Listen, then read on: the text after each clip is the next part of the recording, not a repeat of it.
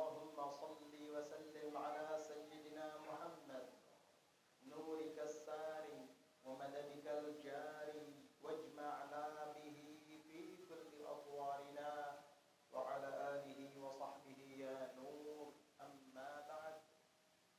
Dan sama-sama kita hormati dan kita muliakan para habaib, khususnya akhina Al-Habib Ali bin Ahmad Ba'abud, dan sama-sama kita hormati dan kita muliakan para alim ulama, para guru-guru agama, para tokoh masyarakat, khususnya Bapak Guru Zainal Abidin dan juga segenap aparatur pemerintah, Bapak Kepala Desa Pandansari beserta jajarannya, hadirin dan hadirat yang dirahmati dan dimuliakan oleh Allah Subhanahu wa taala. Alhamdulillah, pada kesempatan malam hari ini kita bersama-sama berkumpul di masjid yang kita cintai ini, masjid yang kita sayangi ini, Masjid Nurul Huda, untuk bersama-sama memperingati peristiwa Isra dan Mi'rajnya Nabi kita Muhammad sallallahu alaihi wa ala alihi wa sahbihi wasallam. Peristiwa yang amat bersejarah di sepanjang sejarah Islam. Disebutkan di dalam riwayat bahwasanya ketika Rasulullah sallallahu alaihi wasallam sedang berbaring di antara dua lelaki, sebahagian periwayat hadis menyebutkan bahwa lelaki yang pertama adalah pamannya Hamzah bin Abdul Muttalib, dan lelaki yang kedua adalah sepupunya Ja'far bin Abi Thalib. Bainama huwa muttaji'un bainar rajulain, ketika Rasulullah sallallahu alaihi wasallam sedang berbaring di antara dua lelaki tersebut, Hamzah bin Abdul Muttalib dan Ja'far bin Abi Thalib, id atahul malakan qila huma Jibril wa Mikail wa ma'ahuma malakun akhar. Tiba-tiba datang dua orang malaikat. Ada yang mengatakan mereka adalah Jibril dan Mikail, dan bersama kedua malaikat itu ada lagi malaikat lain yang menemaninya. Fahtamaluh, kemudian malaikat itu pun membawa Nabi, menggendong Nabi sallallahu alaihi wasallam hatta yad'uhu ala bikri Zamzam, sehingga para malaikat itu meletakkan Nabi di atas sumur Zamzam. Kemudian fasyaqqu min faqrati nahrihi ila asfali surratih. Para malaikat itu pun membelah dada Nabi dari tekuk atau bawah leher yang masuk ke dalam sini. Ini namanya faqratun nahrin. Apa di bawah tenggorokan, di atas dada, lekukan yang masuk ke dalam itu faqratun nahrin namanya. Dibelah sampai ke bawah pusar, di atas ari-ari sedikit. Ketika dibelah dada Nabi sallallahu alaihi wasallam, beliau sama sekali tidak ketakutan dan tidak merasa sakit. Padahal tidak perlu dibius. Ya, kalau kita di rumah sakit mesti harus dibius dulu. Ibu-ibu yang biasanya melahirkan sesar harus dibius dulu. Kalau ini tidak pakai bius-biusan, karena ini adalah mukjizat untuk Nabi kita Muhammad sallallahu alaihi wasallam. Kalau kita memandang dengan nalar dan akal pemikiran kita yang terbatas, tentu Nabi akan meninggal dunia. Bayangkan, dibedah dadanya. Udah gitu dikeluarkan pastakhraju qalbah. Mereka keluarkan hati Nabi. Wa akhadhu minhu al-adha, dan mereka ambil dari dalam hati Nabi itu gangguan-gangguan yang akan memancing syaitan untuk masuk ke dalamnya, sehingga syaitan tidak akan pernah dapat menggoda Rasulullah sallallahu alaihi wasallam, karena beliau terpelihara daripada adab tersebut yang disebut oleh para ulama dengan habdus syaitan, yaitu jatah syaitan untuk mengganggu Bani Adam. Karena setiap manusia ada itu di dalam hatinya, termasuk kita-kita ini. Tetapi Rasulullah SAW dibuang oleh Allah dari dalam jantung hatinya, sehingga beliau terpelihara tidak akan pernah cenderung untuk berbuat dosa dan maksiat, dan syaitan tidak akan pernah dapat menggoda beliau sallallahu alaihi wasallam sehingga beliau maksum dari sejak lahir sampai wafat. Kalau kita ada bahagian tersebut, tetapi Rasulullah sallallahu alaihi wasallam memberikan kepada kita amalan-amalan dan ibadah, sehingga dengan amalan dan ibadah itu kita dapat menolak gangguan-gangguan syaitan tersebut.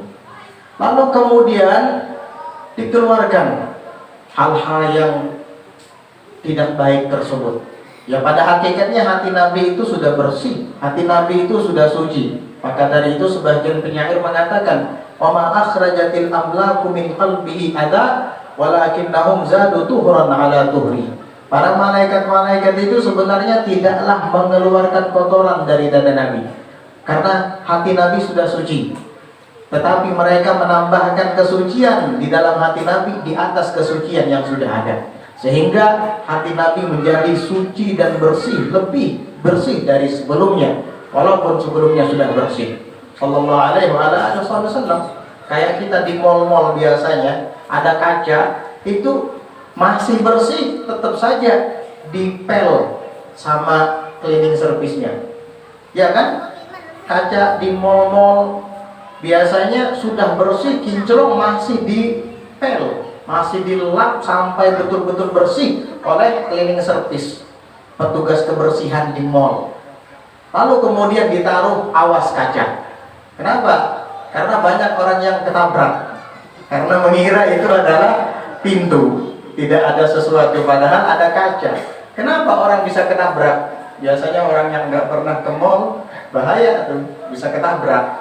Dia kira ini pintu masuk, padahal kaca yang sangat bening, sehingga tidak kelihatan kesan-kesan kacanya, karena sudah bersih, dibersihkan lagi oleh cleaning service.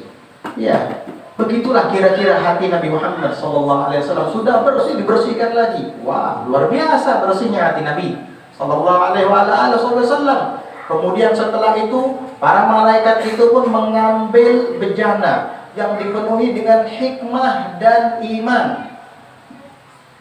Setelah itu hikmah dan iman itu ditumpah ruahkan ke dalam hati Nabi, ditambah lagi dengan Islam, hilm, ilim dan yakin, sehingga hati Nabi dipenuhi dengan 6 macam tersebut: ilmu, hilm, yakin, dan Islam. Ditambah 2 tadi, iman dan hikmah, sehingga hati Nabi penuh dan padat dengan 6 macam sesuatu yang berharga ini: ilmu, iman, Islam, kemudian hikmah, yakin, dan hilm. Di dalam dada Nabi penuh dengan ilmu, di dalam dada Nabi penuh dengan keimanan, di dalam dada Nabi penuh dengan keislaman. Loh, emang Nabi agamanya bukan agama Islam apa? Sehingga dimasukkan Islam ke dalam dadanya? Kamu yang salah pengertian. Bukan begitu. Islam yang dimaksud bukan Islam agama, tapi Islam yang bermakna al-inqiyad wal istislam.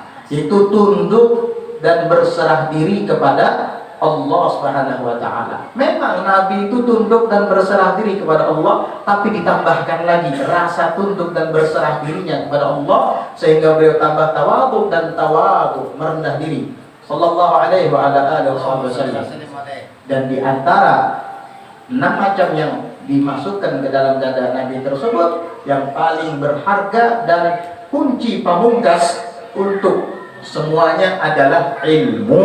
Sehingga apabila kita sudah berhasil meraih ilmu ini, maka kita dapat mengokohkan iman kita, dapat mengokohkan Islam kita, dapat mengokohkan yakin kita, dapat menambahkan rasa hilim, sopan santun, dan penyabar dalam hati kita. Juga dengan ilmu kita dapat menambahkan keyakinan di dalam dada kita. Itulah peranan ilmu di dalam 6 macam yang dimasukkan ke dalam dada Nabi Sallallahu alaihi wasallam. Oleh karenanya tadi Bapak Kepala Desa, saudara kita Bapak Syahmani, mengajak kepada warganya untuk senantiasa menghadiri majelis-majelis ilmu.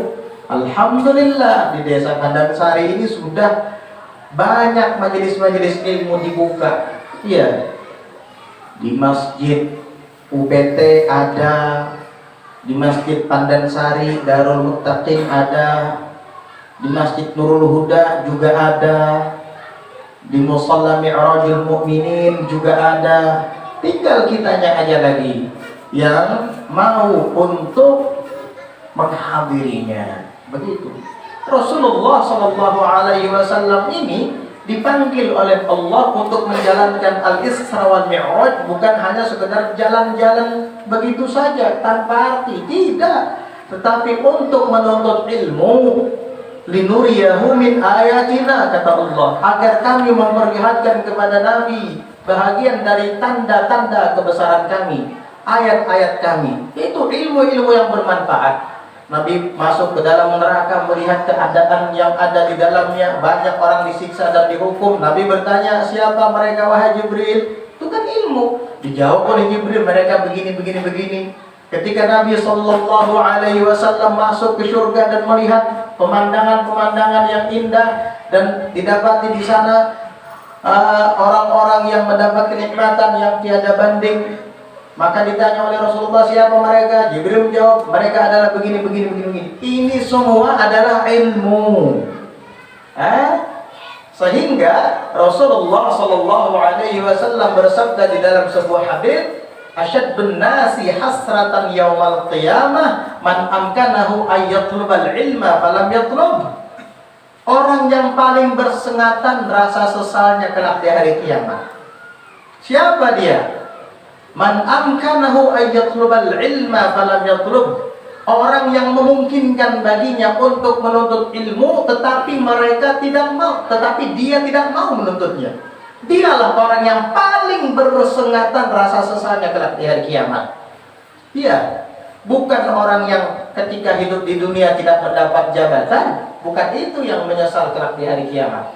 Bukan pula orang yang ketika hidup di dunia tidak sempat memiliki mobil mewah atau rumah megah, bukan. Bukan pula orang yang ketika hidup di dunia tidak sempat menikmati harta kekayaannya, bukan itu yang menyesal kelak di hari kiamat. Juga bukan orang yang tidak memiliki banyak sapi waktu di dunia, atau kebun karet waktu di dunia misalnya. Coba saya dulu banyak punya sapi di dunia, atau coba saya dulu banyak punya kebun karet di dunia. Enggak, bukan itu yang menyesal kelak di hari kiamat. Kenapa? Karena harta benda, jabatan dan pangkat, kedudukan, sapi, apalagi karet, sawit, semua tidak ada nilainya itu. Semua tidak ada harganya lagi sudah di hari itu. Yang berharga adalah duduknya pian pada malam hari ini. Duduk di sini semua ini akan kekal, pian dapat dan pian lihat, saksikan nanti pahalanya. Dikubur sampai akhirat. Ini yang akan pian bangga-banggakan nanti. Bukan sapi pian itu, bukan. Sama sekali pian tidak akan pernah membangga-banggakan sapi di hadapan para malaikat dan di hadapan Allah. Sama sekali karet-karet pian itu, sawit-sawit pian tidak akan pian banggakan sama sekali kalau di hari kiamat. Masa kita akan berbangga diri di hadapan Allah dengan itu semua? Tidak mungkin. Nanti ketika Allah menyidang kita di akhirat dan menanyakan kepada kita, apa yang sudah kamu kedepankan sewaktu hidup di dunia untuk hari akhirat ini, hari kiamat ini? Wah, saya alhamdulillah ya Allah punya banyak sapi. Oh, saya alhamdulillah punya banyak kebun karet, punya banyak kebun sawit. Begitu. Gak ada yang seperti itu.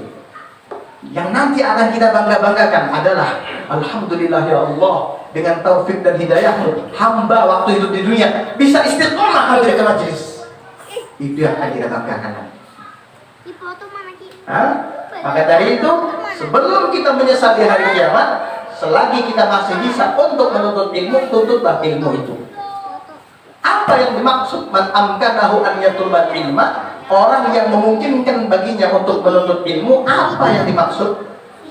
Maksudnya adalah badannya secara fisik sehat, waktunya luang, nggak ada kesibukan, kendaraannya ada, tetapi dia tidak mau menuntut ilmu, lebih senang duduk di depan TV, lebih senang duduk di pinggir jalan sambil main HP, lebih senang duduk di warung jablay main beliau. Ya, ini nih tipe-tipe orang yang akan menyesal kelak di hari kiamat. Apakah kamu termasuk di situ? Alhamdulillah kada baik. Alhamdulillah. Tapi kalau tinggi baik, sekarang kamu tobat. Sekarang kamu berhenti. Belum kamu menyesal. Ini bukan dongeng. Kita bicara riwayat. Kita bicara tentang agama kita Islam. Ini kan semuanya muslim semua ya. Mengaku beragama Islam semua. Ayo, kamu masih hidup, badanmu sehat, kendaraanmu ada, waktumu kosong, hadir ke majelis taklim, ajak anak istrimu. Jangan pernah merasa sudah banyak punya ilmu. Silahkan kamu merasa banyak punya ilmu, tapi di lapangan nanti membuktikan apa yang kamu miliki. Kalau kamu sudah merasa banyak punya ilmu, sudah alim, udah bubuhan pemandian jenazah, nggak usah lagi repot-repot, biar dia suruh yang mandikan jenazah. Siap kamu yang mandikan jenazah? Ya saya nggak bisa. Sadari bahwa kamu punya kekurangan dalam hal ini. Berarti kamu masih jahil, tuntut ilmu.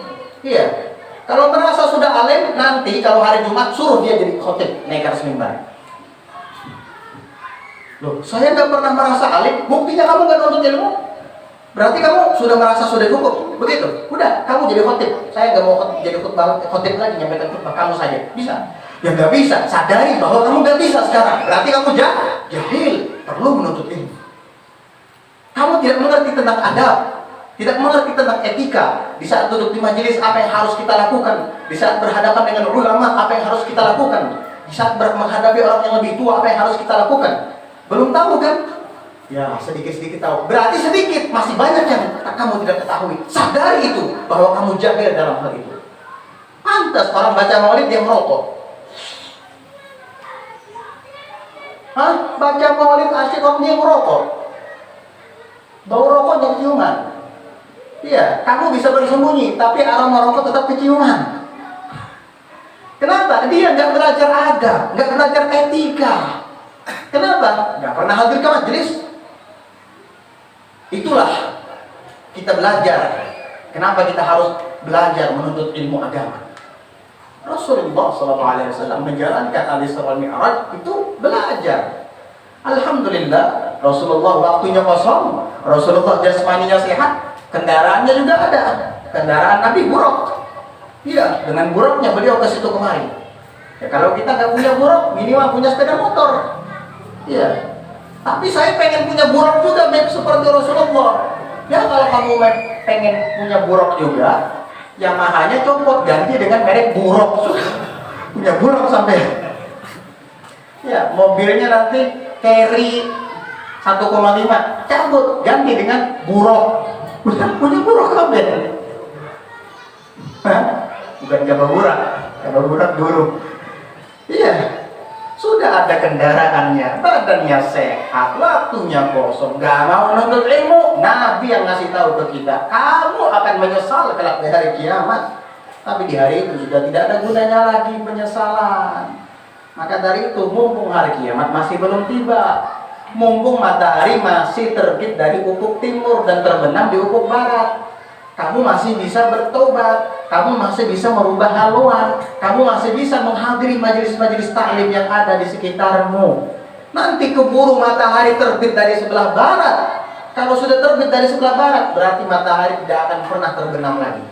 Disitulah hari akhir namanya. Makanya hari kiamat disebut dengan hari akhir. Kenapa? Karena itulah hari yang terakhir, tidak ada malam lagi setelah itu. Itu penting kita untuk mengetahuinya. Maka dari itu ketika Rasulullah Sallallahu Alaihi Wasallam sedang menjalani al-Isra wal Mi'raj itu, beliau marra ala qaumin yazra'una fi yawmin wa yahsuduna fi yawmin kullama hasadu ada kama kan. Rasulullah Sallallahu Alaihi Wasallam melewati sekelompok golongan yang menanam tumbuh-tumbuhan. Hari itu ditanam, hari itu juga tumbuh, langsung berbuah dan langsung bisa dipanen. Setiap kali dipanen kembali lagi seperti semula. Enak nggak kayak gitu? Kalau kita punya kebun kayak gitu, iya, nggak usah banyak-banyak kita nanam padi, nggak usah seborongan, 2 borongan, 3 borongan, nggak usah satu rakun aja kita menanam padi. Iya, cukup 1 rumpun padi yang kita tanam. Begitu kita tanam, benih kita taruh langsung tumbuh, langsung berbuah, kita panen kembali lagi, buah panen lagi. Wah, karena kekampilan gitu. Enak kan kayak begitu? Subhanallah. Rasulullah Sallallahu Alaihi Wasallam pun heran melihatnya dan bertanya kepada Jibril, "Man haula'i ya Jibril?" Siapa mereka itu wahai Jibril? Subhanallah. Sangat menyenangkan sekali. Beruntung sekali orang itu. Kenapa? Dia menanam satu biji, langsung tumbuh, langsung berbuah, langsung dipanen. Kalau dipanen habis, itu biasa. Ini setiap dipanen berbuah lagi, dipanen berbuah lagi. Gak usah banyak-banyak, kita tanam cukup satu. Hebat mereka wahai Jibril. Siapa mereka? Oh, haula'i al-mujahiduna fi sabilillah. Mereka itu adalah para pejuang-pejuang di jalan Allah. Wa ma anfaqu min syai'in fa huwa yukhlifuh. Tidaklah mereka itu menafkahkan, menginfakkan sesuatu pun kecuali Allah akan gantikan untuk mereka dengan ganti yang lebih daripada itu. Subhanallah. Al-mujahidun fi sabilillah, ternyata mereka para orang-orang yang berjuang di jalan Allah. Siapa mereka orang-orang yang berjuang di jalan Allah itu? Ya pian-pian ini insya Allah. Mudah-mudahan mendapat kenikmatan seperti itu. Loh kenapa kami ini, kita ulun juga insya Allah termasuk, amin. Ya, ulun juga pengen, bukan pian lagi. Kenapa? Karena kita menuntut ilmu. Kenapa? Karena orang yang menuntut ilmu berarti dia fi sabilillah. Wa may yakhruj min baitihi muhajirina ila Allah wa rasulih wa yudrikhumul maut faqad waqa'a ajruhu 'ala Allah. Wa may yakhruj min baitihi muhajiran ila Allah wa rasulih wa yudrikhul maut faqad waqa'a ajruhu 'ala Allah. Barang siapa yang keluar dari rumahnya, dia dalam keadaan berhijrah kepada Allah dan Rasulnya, thumma yudrikhul maut, kemudian dia didapati oleh kematian, yakni wafat, faqad waqa'a ajruhu 'ala Allah, maka sungguh pahalanya itu Allah yang tanggung. Subhanallah. Gak gampang-gampang orang yang meninggal dunia fisabilillah dalam keadaan menuntut ilmu di jalan Allah. Allah yang tanggung pahalanya, yang maha memberi dan maha memiliki karunia yang tidak terbatas. Dia yang menanggung pahalanya. Bisa nggak kira-kira kita menghitung bagaimana besarnya pahala itu? Pasti tidak bisa. Karena sesuatu yang di dalam tanggungan Allah, hamba dan makhluk manapun tidak dapat mengiranya. Untuk siapa? Para mereka yang selalu ada di jalan Allah. Penuntut ilmu ini ada di jalan Allah. Maka dari itu setiap kali kita belajar hadir ke majelis, setelah pulang, ingin beranjak pulang ke rumah, maka niatkan dalam hati, minggu depan, malam Jumat depan misalnya, saya akan hadir lagi. Maka selama seminggu menyongsong malam Jumat yang akan datang, kita dinilai sebagai penuntut ilmu. Karena apa? Karena niat kita tadi ketika keluar dari majelis untuk berhadir lagi malam Jumat yang akan datang. Itu kita dinilai thalibul ilm, penuntut ilmu, yang artinya fisabilillah selama kita ada di seminggu tersebut.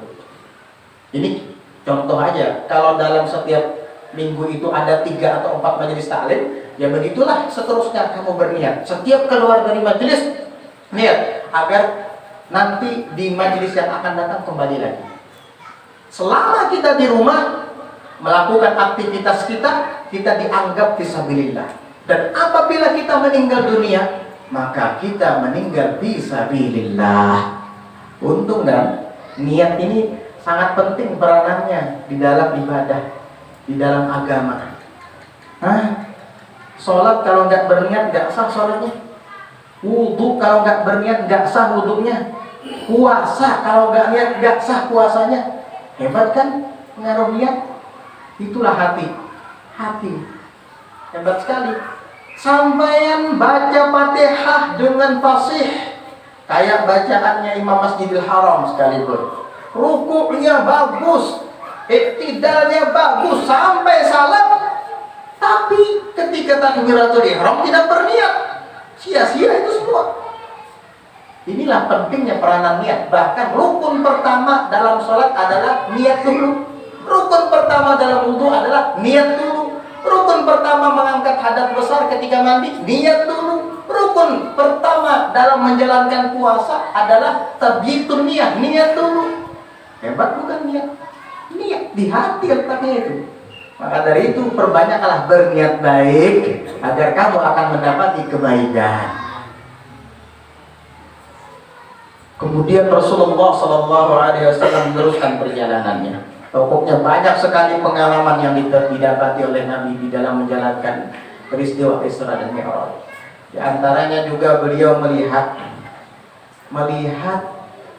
sekelompok orang yang memakan, disuguhkan di depan matanya daging yang sudah matang dan lezat.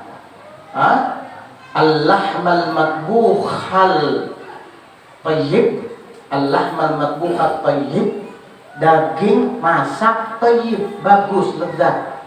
Dan wal akharu an-nai'ul khabith, yang daging lainnya lagi, satunya lagi an-nai' mentah khabith, busuk lagi. Jadi orang-orang tersebut disuguhi dua menu makanan. Yang pertama daging masak dan enak.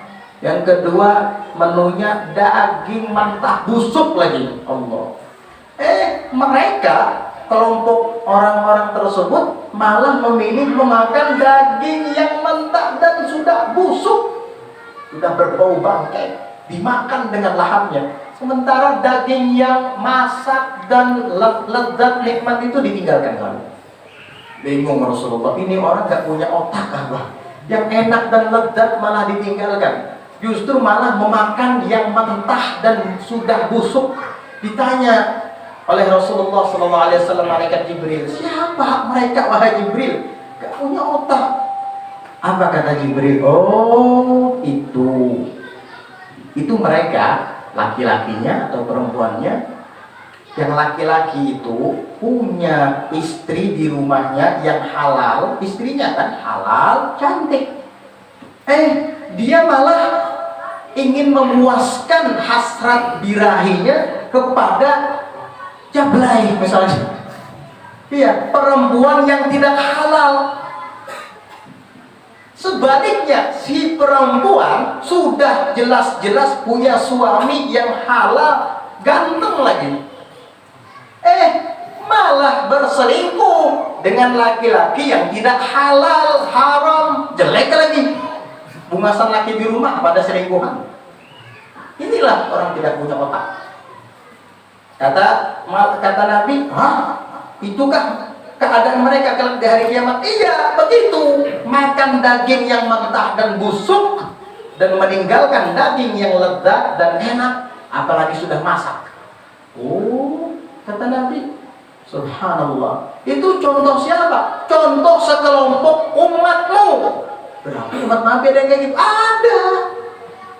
Apalagi yang suka main HP. Wah, banyak sekali korban HP ini.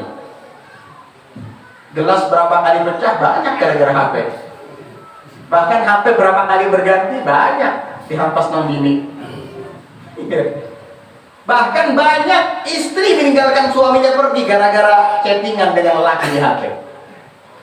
Subhanallah. Ini nih orang-orang yang bakal memakan daging busuk di neraka. Ini Nabi sudah sampaikan, sudah 15 abad yang lalu. Kenapa kamu yang jadi aktornya? Kasihan banget. Orang kalau Nabi itu menyampaikan sesuatu yang tidak baik, jangan sampai kamu yang jadi aktornya. Ini kok kamu yang jadi aktornya? Betapa hinanya kamu. Ayo cepat tobat sekarang juga. Punya istri cantik malah ke tempat prostitusi. Allahu Akbar. Subhanallah. Pokoknya banyak sekali pengalaman-pengalaman yang didapati oleh Rasulullah SAW. Ketemu lagi dengan sekelompok manusia, turdakhuru rusuhum bihijaratin min nar kullama rudikhat adat kama kanat. Ada sekelompok golongan yang kepalanya dipecah dengan batu dari neraka. Setiap kali dipecah, otaknya terburai keluar. Sangat mengerikan. Pernah melihat orang kecelakaan kan? Dilindas mobil sampai kepalanya pecah. Wah, kalau pian lemah mental, pingsan dia. Minimal gitir-gitir itu dia. Ngeri. Kepala pecah, otaknya kemana-mana. Subhanallah. Nanti kalau di hari kiamat ada sekelompok orang seperti itu. Bukan karena kecelakaan, memang dipukul kepalanya sama malaikat dengan batu dari neraka. Pecah, otaknya keluar. Ditanya oleh Rasulullah SAW, malaikat Jibril, wahai Jibril, siapa mereka itu? Kasihan sekali, sungguh sangat memprihatinkan nasibnya. Apa kata Jibril? Humul ladzina kanat ru'usuhum tatatakalu 'ala sholatil maktubah. Itu mereka waktu hidup di dunia, kepala-kepala mereka itu berat untuk sujud, berat untuk sholat yang fardu. Itulah hukumannya. Oh, berarti gara-gara kada sembahyang kan Jibril? Persis, tepat sekali itu. Tepat sekali kamu wahai Muhammad. Gara-gara gak sholat, tuh kepalanya dipentung dengan batu dari neraka, pecah sampai otaknya keluar. Habis itu apa? Dikembalikan lagi, dipentung lagi, begitu terus. La yafturu min dzalika syai'. Tidak berhenti-berhentinya, terus begitu kan. Gara-gara apa? Hidup di dunia gak sholat. Nah, gak usah dipecah kepala, lihat hantuk jendela gimana rasanya. Iya, ada jendela, berdiri lupa. Aduh, itu birunya mungkin seminggu baru hilang. Sakit kan? Itu belum pecah, baru kejedot jendela sakitnya begitu. Bagaimana kalau dipecah? Bayangkan sendiri. Siapa Beb yang mengalami itu nanti? Ya, siapa yang nggak sholat? Sampai yang sholat? Alhamdulillah, alhamdulillah, insya Allah selamat. Selamat dulu. Sampai yang sholat? Balang kambingan. Kadang sholat, kadang enggak. Oh, berarti sekarang jangan balang kambingan lagi. Hilangkan balang kambingannya. Lakukan 5 waktu dengan istiqomah. Kalau enggak sholat sama sekali, tobat sekarang juga sholat. Ini bukan dongeng. Iya, ini nyata. Ini cerita Rasulullah SAW yang langsung melihat dengan mata kepalanya, yang kemudian diriwayatkan oleh para sahabat, diriwayatkan ke generasi para tabi'in, diriwayatkan ke generasi para tabi'in, diriwayatkan lagi sampai ke generasi para a'immah, sampai para ulama dan solehin, sampai ke kita. Guru-guru kita meriwayatkan bersambung sanadnya sampai kepada Rasulullah SAW. Ini bukan komik, ini bukan dongeng. Kenapa kita tidak pernah takut? Karena selama ini kita hanya mendengar dengan telinga, bukan dengan mata hati kita, bukan dengan hati kita. Makanya kita nggak pernah takut. Ulun yakin ini bukan yang pertama kalinya dia dengar cerita tentang dipukulnya kepala orang yang tidak sholat ketika hidup di dunia. Di akhirat dipukul sampai otaknya keluar. Ini bukan yang pertama kalinya keluar dari mulut ulun dan didengar oleh telinga pian. Ulun yakin pian sudah sering mendengarnya. Tapi kok nggak ada rasa takut? Karena pian mendengar dengan telinga, bukan dengan hati. Dari sejak malam ini sadari akan hal tersebut. Kita orang mukmin, muslim, bukan orang-orang yang ketika ditanya kepada mereka, idza qila lahum ma anzala rabbukum qalu asatirul awwalin. Apabila ditanya kepada mereka, ma anzala rabbukum, apa sih yang diturunkan Tuhan kalian? Qalu, mereka menjawab asatirul awwalin. Wah, itu hanya sekedar dongeng-dongeng orang terdahulu. Wah, itu fiktif. Ini orang kafir yang berkata kayak gitu. Ini yang diturunkan Tuhanmu Allah Ta'ala, disampaikan oleh Nabimu Nabi Muhammad SAW. Seperti itu. Masa kamu masih ragu? Kamu muslim kan? Ini jadikan bahan renungan, barang untuk malam ini, supaya kita tambah takut kepada Allah. Jangan dengan telinga ini, dengan hati. Dengar dengan hati baik-baik. Jangan abaikan, jangan anggap sepele, jangan anggap remeh. Pokoknya banyak sekali pengalaman-pengalaman yang didapati oleh Nabi SAW. Bertemu juga dengan sekelompok orang yang berenang di lautan darah. Ganyirnya, naudzubillah itu. Iya, ganyir. Kemarin ada yang beli sapi kan ya? Buat persiapan acara. Gimana tuh darah sapi kelihatannya? Jijik kan? Makanya dibikinkan lubang buat pembuangan darah, biar darahnya nggak kemana-mana. Sebab darah itu menjijikkan, najis. Nah, kamu nanti di hari kiamat akan melihat sekelompok orang berenang di darah itu. Bukan melihat lagi, berenang di darah itu. Dan dilempari dengan batu-batu. Setiap batu itu dilempar, semua rebutan memakan batu tadi. Ya Allah, jadi ingat ikan lundu saya. Tahu ikan lundu lah? Apa? Ikan lundu itu apa bahasa Jawanya? Beda, bukan patin itu. Ini mirip lah kayak patin, mirip. Sejenisnya lah. Apa? Pembakar namanya. Yang mahal ya. Mungkin lundu itu khusus untuk orang Kalimantan aja mungkin, gak ada di lain. Kan lundu, kayak helikopter. Apa pesawat ya, kayak pesawat. Wah, pian jangan buang air besar di ranca. Kalau buang air besar di rawa itu ikan lundu yang pertama kali rebutan. Nah itu nasib orang tuh kayak ikan lundu, persis kayak ikan lundu. Berenang di lautan darah, dilempari batu, langsung rebutan nangkap batu itu dengan mulutnya. Ditanya oleh Rasulullah malaikat Jibril, "Hei Jibril, kok kenapa orang-orang ini jijik banget berenang di lautan darah, dilempari batu dari mereka rebutan menelan batu itu?" Oh, ini wahai Muhammad, kata Jibril kepada Rasulullah SAW, mereka ini adalah akalatur riba. Dalam riwayat lain mufrad akilur riba. Apa? Para pemakan riba. Orang-orang yang suka dengan rentenir, orang-orang yang suka meminjam uang lalu bayar lebih. Oh, itukah hukumannya, wahai Jibril? Iya, itu hukumannya. Kamu selamat atau tidak dari lautan darah itu dan daripada memakan batu dari api neraka? Jawabannya ada pada diri kamu sendiri, ada pada diri kita masing-masing.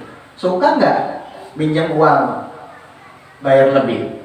Hah? Bunganya cuma 0,1%, hatta 0,1% yang namanya haram tetap haram. Iya, mohon maaf. Air kencing itu walaupun sepercik, yang namanya air kencing tetap air kencing. Jilat aja kamu. Ya enggak lah, tetap aja biar sepercik air kencing juga. Sama riba itu biar 0,1% tetap juga haram, tetap aja riba. Iya. Orang-orang para ulama mengajak kita kepada Allah dan Rasul, mengajak kita supaya selamat dari adabnya Allah. Ini para pakar-pakar rentenir malah mengajak pian untuk terjerumus dalam adabnya Allah. Tidak jarang mereka memajang-majang iklan di perempatan jalan. Ya, butuh dana, tidak perlu repot. Hubungi nomor sekian, hari ini kamu minjam langsung cair. Wah, sangat menggiurkan bukan? Wah, sangat menggiurkan. Apalagi pas lagi kada berduit. Wah, stop, pecat HP-nya lu. Waduh, berarti kamu diajaknya ke neraka, mau kamu. Itu para pendakwa itu biasanya masuk pelosok-pelosok itu, mendatangi nasabah-nasabah yang mau ikut bersamanya. Setan itu banyak, kadang berupa manusia, kadang berupa wujud aslinya. Iya, yang berupa manusia, orang-orang yang sudah tertipu dan terperdaya olehnya, jadi temannya. Bahwa lahu korin, jadi korinnya sudah. Akhirnya apa? Ngajak-ngajak kalian untuk meminjam uang. Dan ulun jamin pian tidak akan pernah sukses dengan uang haram itu. Yang ada pian berantakan. Ingat baik-baik. Berantakan dalam rumah tangga, berantakan di ranah umum, di masyarakat umum. Iya, sama suami bertengkar. Biasanya babinian dan tujuan atur aja. Mudahan binian-binian sini kita dari itu. Amin. Kenapa ulun katakan seperti ini? Karena orang banyak pelapor pada ulun. Banyak. Iya. Allah alam orang mana-mana kah? Mami perlu kada si tahun sama sekali kada menyangka bini ulun tulungan kurang pendiam baik benar biadri. Sekalinya datang pada ulun nangis-nangis. Bahkan apa tadi? Tahu utang bipa 100 juta. Bunga ulun jeres sidin tadi. Jangankan 100 juta bipa aja. Mencari duit sejutanya ngalih. Kasihan. Mbak itu kembalinya ke siapa? Ya ke laki. Musyawarah kada lawan laki. Ya itu tadi diajak orang seperti itu mau, tawaran menggiurkan mau, gak akan pernah berkah uang haram itu. Ingat baik-baik, tidak akan pernah berkah. Dengar baik-baik itu. Yang ada kamu berantakan dalam rumah tangga dan berantakan di masyarakat. Kenapa? Orang-orang nanti akan memandang kamu sebelah mata. Apalagi orang yang sudah benci sama kamu tepuk tangan dia. Itulah dampak melakukan yang haram. Agama tidaklah mengharamkan sesuatu kecuali di baliknya itu ada sesuatu yang tidak baik. Makanya turuti saja sudah agama, kamu selamat. Di mana? Dunia dan akhirat. Kan kita sering berdoa, Rabbana atina fid dunya hasanah wa fil akhirati hasanah wa qina adzabannar. Bagaimana caranya? Fid dunya hasanah dan akhirat hasanah dan lindungi dari neraka. Yaitu ikuti agama, titik. Belum ada paham juga ya, apa yang diumpati? Iya, datang ke majelis, makanya disuruh hadir ke majelis supaya paham, supaya mengerti, agar kamu selamat dunia dan akhirat. Kalau kamu baca doanya biar setiap hari tapi ilmunya tidak dituntut, ya sama aja kayak makan tapi nggak disuap. Di depan mata ada nasinya, cuman disapat nasi, nggak kenyang perut sampean. Doanya dibaca, hati-hati, tapi ilmunya tidak dituntut, majelisnya tidak dihadiri. Ya nggak selamat. Berarti doa saya tidak kabul. Kabul sebenarnya doa kamu itu. Kenapa? Karena di tempatmu belum ada majelis dulu. Sekarang sudah ada majelis. Berarti itu pertanda doa kamu kabul. Maksud kabul di sini apa? Supaya kamu hadir ke majelis itu. Berarti inilah doa saya yang saya panjatkan setiap hari. Rabbana atina fid dunya hasanah wa fil akhirati hasanah wa qina adzabannar. Terkabul ternyata. Apa buktinya terkabul? Ternyata ada ulama yang mau mengajari di daerah kamu setelah sekian puluh tahun tidak ada ulama di sana. Itu berarti membuktikan doa kamu kabul. Itu isyaratnya kamu disuruh hadir ke sana supaya Rabbana atina fid dunya hasanah wa fil akhirati hasanah wa qina adzabannar yang kamu panjatkan setiap hari itu terwujud di sana. Enggak terwujud kalau enggak mau hadir ke majelis. Itu nasi di depan mata cuma disebut nasi, enggak kenyang perut sampean. Ya. Ambil suap, kenyang. Ambil suap, kenyang. Gitu. Masih banyak.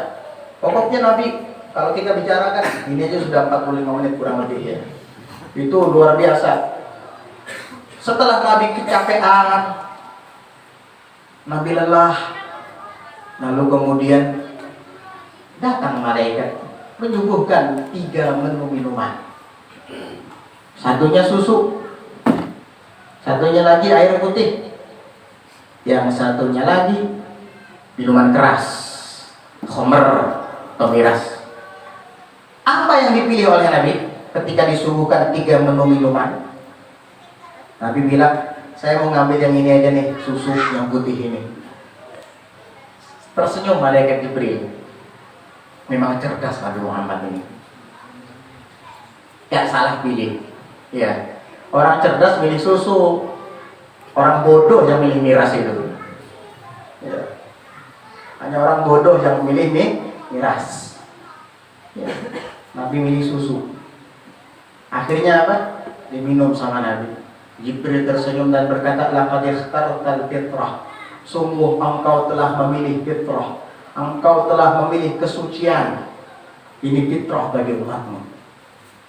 Seandainya engkau memilih minum air, tentu umatmu ini lagariqat ummatuk. Umatmu akan tenggelam.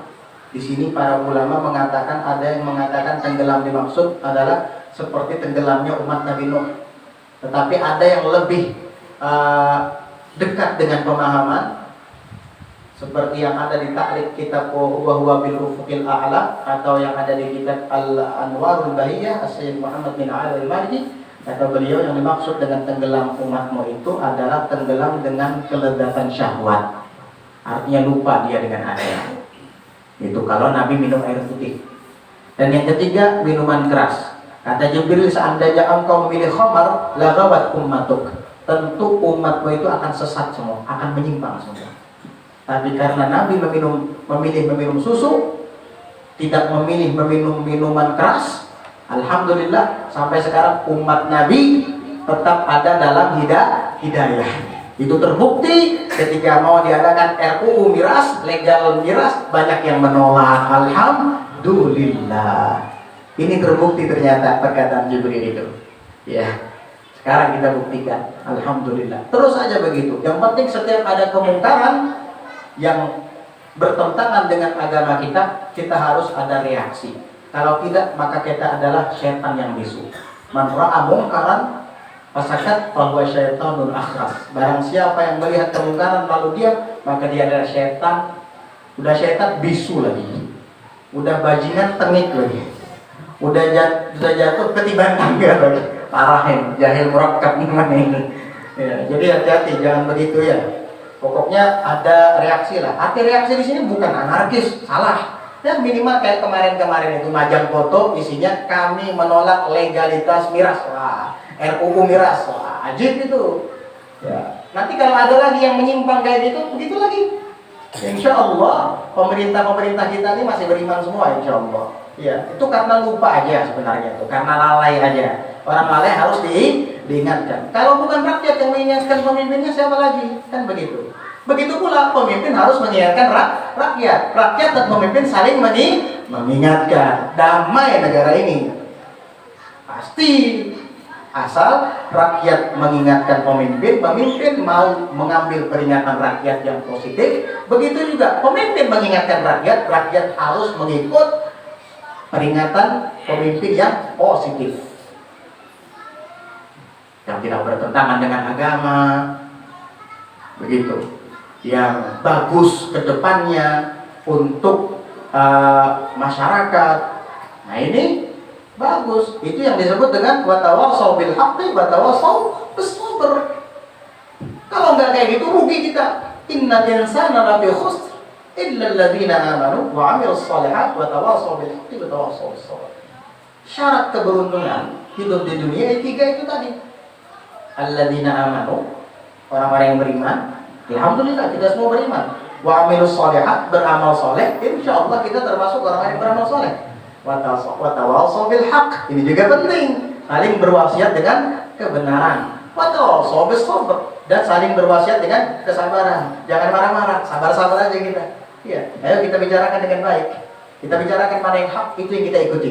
Diskusi, insyaallah baldatun thayyibatun wa rabbun ghafur. Mudah-mudahan Allah Subhanahu wa taala jadikan negara kita Indonesia negara yang makmur, negara yang damai, tenang, adem, dan negara yang diberkahi oleh Allah Subhanahu wa taala dan dirahmati olehnya. Amin Allahumma amin. Dan mudah-mudahan Allah angkat segala macam bala bencana, wabah penyakit, terutama virus corona dan seluruh macam bentuk mara bahaya dari kampung kita khususnya dan dari segenap perkampungan umat Islam dimanapun berada. Amin Allahumma amin. Allahumma ja'al jam'ana hadha jam'an marhuma wa tafarruqana tafarruqan ma'suma wa la taj'al fina wa la minna wa la man hawalaina syaqiyan mahruma mafrudan an rahmatika birahmatika ya arhamar rahimin